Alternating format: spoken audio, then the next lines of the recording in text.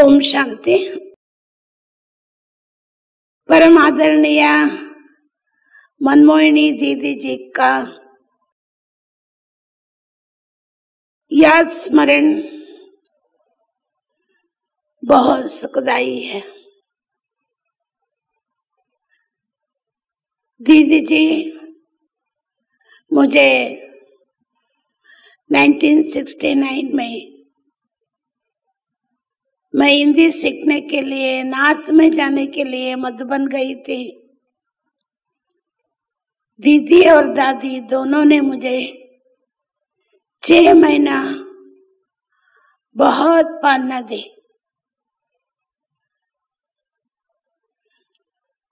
दोनों दीदियों के साथ में रहने का, उनकी हर पल हर घड़ी विशेष पालना लेने की सौभाग्य मिली। जब बड़ी दीदी, जानकी दीदी, शिरेंद्र दादी सभी कर्नाटक में आए, बेंगलोर मैसूर, तब दादी ने मुझे मैसूर जाने का प्रोग्राम बनाई थी। तब मैं बहुत दुखी थी। दीदी मुझे बहुत प्रेम से समझा करके और दादी भी बाप दादा के पास, उन दिनों में बाप दादा बहुत ही जल्दी जल्दी बाबा के कमरे में और हिस्ट्री हॉल में आते थे, तो बाबा से मिलवा के बाप दादा ने विशेष मुझे वरदानों से भर के, प्यार दे के, बाप दादा के साथ दादी दीदी ने बहुत ही दिल से मैसूर सेवा करने के लिए भेजे। तब से लेकर मेरा कनेक्शन दीदी दादी के साथ मधुबन में डायरेक्ट रहा। हर रोज दीदी दादी को पत्र लिखती थी। 2 साल पत्र लिखने के बाद महसूस हुआ दादियों ने मेरे ऊपर इतना टेंशन देके मेरे को आदेश देके हर सेवा में आगे बढ़ाए। मुझे ये खुशी है, मैं मैसूर आने के बाद बड़ी दीदी ने 72 में चामुंडी हिल में रेंटेड मकान में जब म्यूजियम बनाया गया, दीदी दादी करुणाबाई जी को मधुबन से भेजे थे। उन्होंने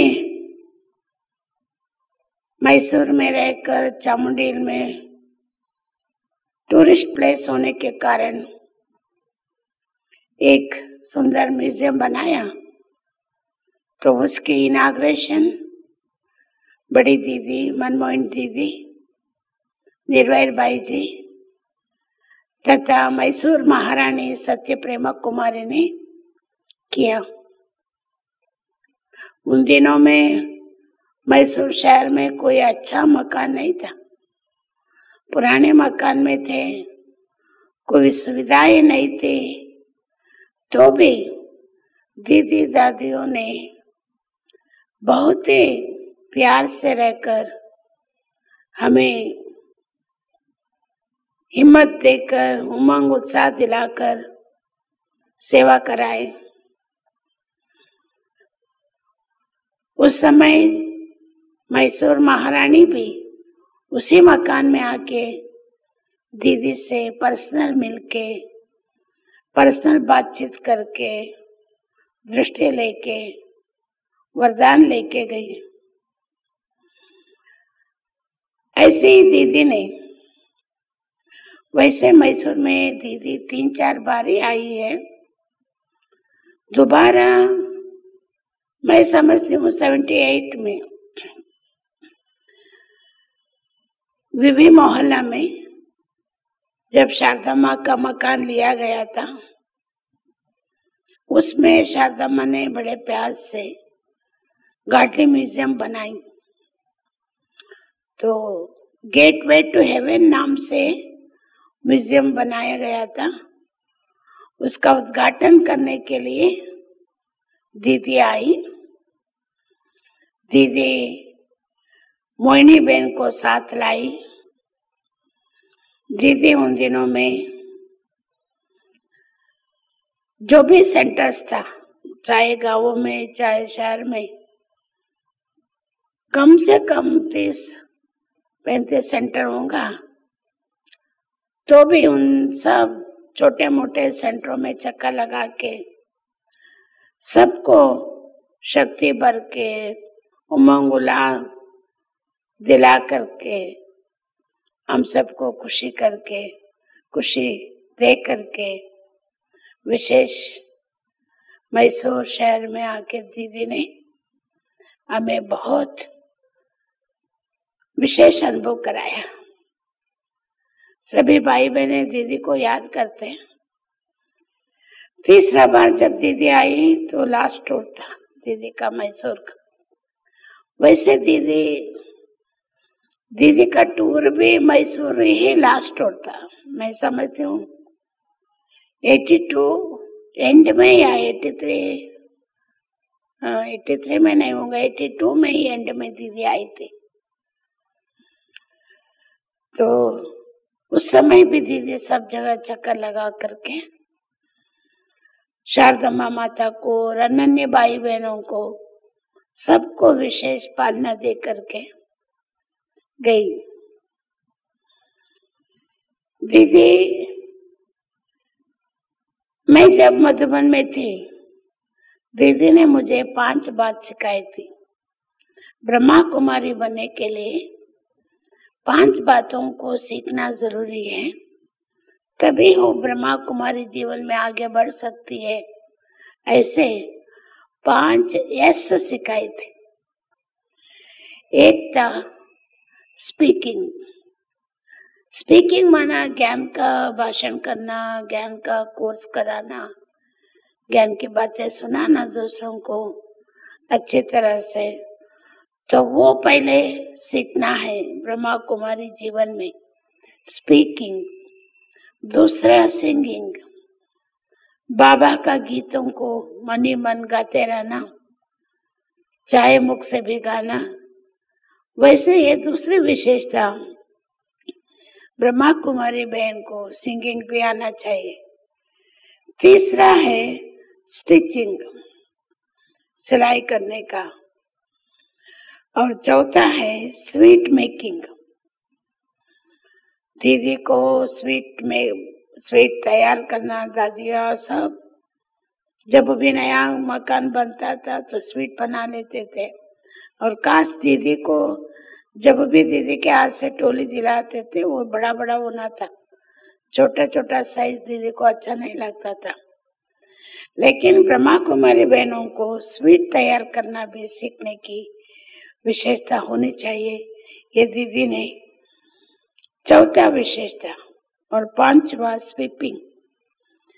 ब्रह्मा कुमारी बनने के बाद भी झाड़ू भी लगाना, ठीक तरह से घर सफाई रखना, स्वच्छ रखना। इन 5 बातों को, speaking, singing, stitching, sweet making, sweeping, इन बातों को दीदी ने विशेष हमें मधुबन में सिखाई थी। मधुबन में ही इसका प्रयोग भी किया था, तो दीदी को अच्छा लगता था।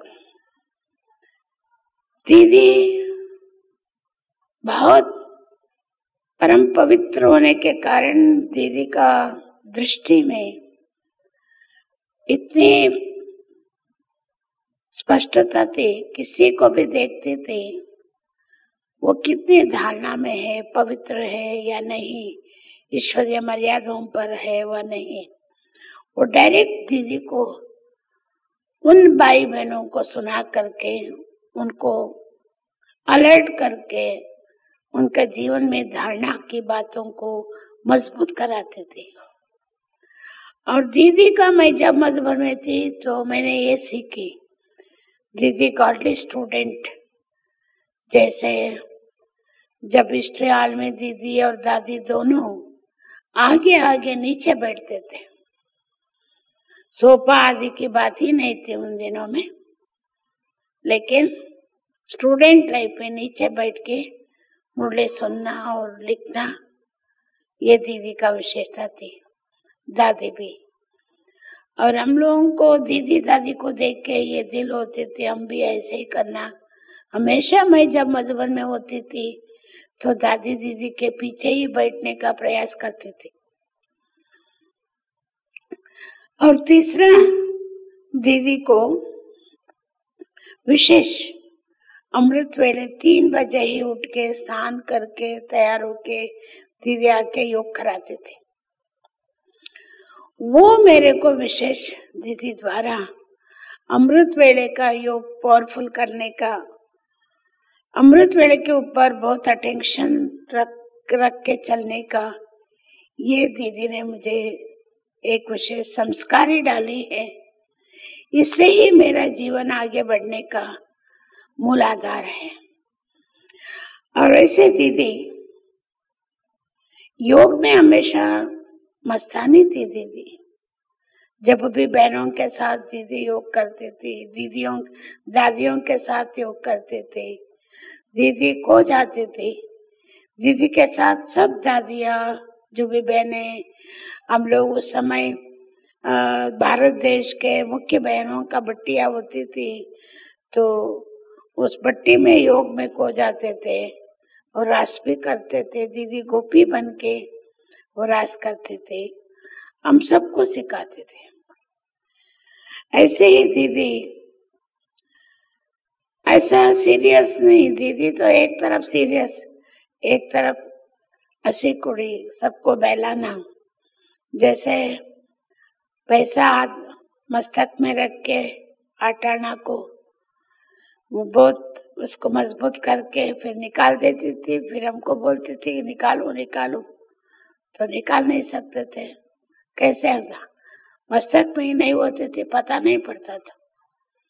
ऐसे ही दीदी चेयर का भी नीचे बैठने का खुला रहता था, उसके ऊपर तकिया रख के मोटी मोटी बहनों को बिठाते थे, वो उसमें पसा देते थे। वो बस का निकलना मुश्किल होता था, सबको हंसाते थे, बजाते थे। ऐसे दीदी बहुत खुशी मजाक भी हम सबके साथ करते थे। और विशेष टीचर्स को स्टूडेंट के ऊपर ध्यान रखना, अकाउंट लिखना। जैसे मैं मधुबन आई, मधुबन से मैसूर आई, मेरे को दिखाई दीदी ने, तुम लक्ष्मी वहां जाने के बाद ऐसे ही लिखना होगा। तो मुझे वो धारणा दीदी जो दिखाई, जैसे ही मैं मैसूर में आई तो सब लिख के रख के हर महीना मधुबन में बेचते थे। उन दिनों में क्या देते थे सहयोग, 1 रुपया 2 रुपया, थोड़ा सब्जी, थोड़ा अनाज, वो सब मैं लिख के बेचती थी दादियों को। मधुबन में बेचने का 1-1 रुपया सबको देने का, भोग लगाने का 2 रुपया देने का। तो भी उस समय ऐसा नहीं लगता था ये बाबा का घर के लिए बहुत मजबूत था, फाउंडेशन पक्का था। आज ऐसा 2 रुपया, कोई बड़ा व्यक्ति आता है तो 5 रुपए सेवा करता था, वही बड़ी सेवा होते थे। लेकिन बाबा के घर में ऐसा कमी नहीं महसूस होता था। ऐसा दादियों ने ये स्वीकार करने का, उसको संभालने का, प्यार से स्टूडेंट को देखने का, उनको धारणा कराने का, ये सब सिखाए। ऐसे गृहस्थी लोगों को उनका पवित्र जीवन बना करके पूरा घर को ही पवित्र बना लेते थे दीदी।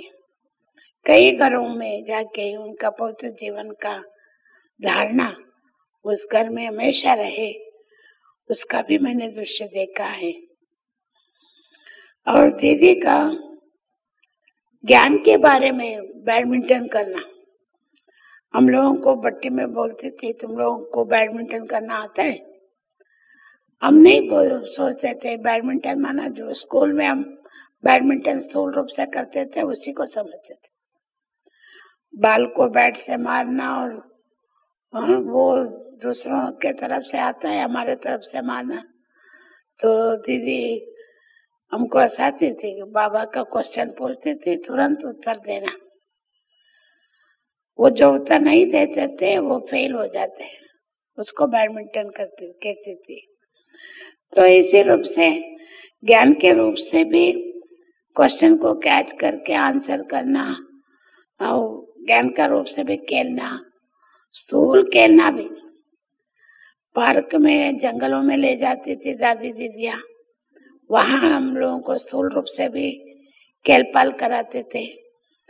तो ये सब पालना हमें विशेष दीदी दादियों से हमने सीखा। हम कभी नहीं बोल सकते दीदी दादी कितना त्याग किया, कितना तपस्या किया, कितना हम लोगों को पालना किया। हर बार हमें हमारे ऊपर अटेंशन दे करके हमको विशेष शक्ति भर के सेवा में आगे बढ़ने का मार्गदर्शन करते थे। तो हमें खुशी होती थी मधुबन जाने के लिए, क्योंकि इतना दूर से हम जाते हैं ये मालूम नहीं होता था। मधुबन माना बरस में 8-10 बार जाने का मौका मिलता था। दादियों से, बड़ी दादी बड़ी दीदी दोनों से मैंने बहुत कुछ पालना लिया है। इसी कारण मैं मैसूर में सेवा को आगे बढ़ाने की शक्ति मिली। सभी भाई बहनों को, हमारे साथ टीचर्स बहनों को भी दीदी ने पालना दी है, दादी भी पालना दी है।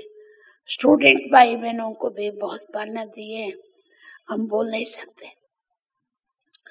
तो ये मुझे गर्व था। दीदी का टूर, मम्मा का टूर बेंगलुरु लास्ट था, ऐसे दीदी का टूर मैसूर लास्ट था। तो भी दीदी मुझे जब मैं मधुबन में जाती थी वहां 100 कदम सारा मधुबन में किचन तक ले जाके बाबा का हिस्ट्री सुना करके ले आती थी। तो दादी दीदियाँ हमें हमारे लिए क्या नहीं किया है, कितना मेहनत करके हमें पालना किया, हमें आगे बढ़ाया। मैं तो दिल से, अंतर्मन से दीदी को कोटि कोटि धन्यवाद देती हूँ, प्रणाम करती हूँ, वंदना करती हूँ। ओम शांति।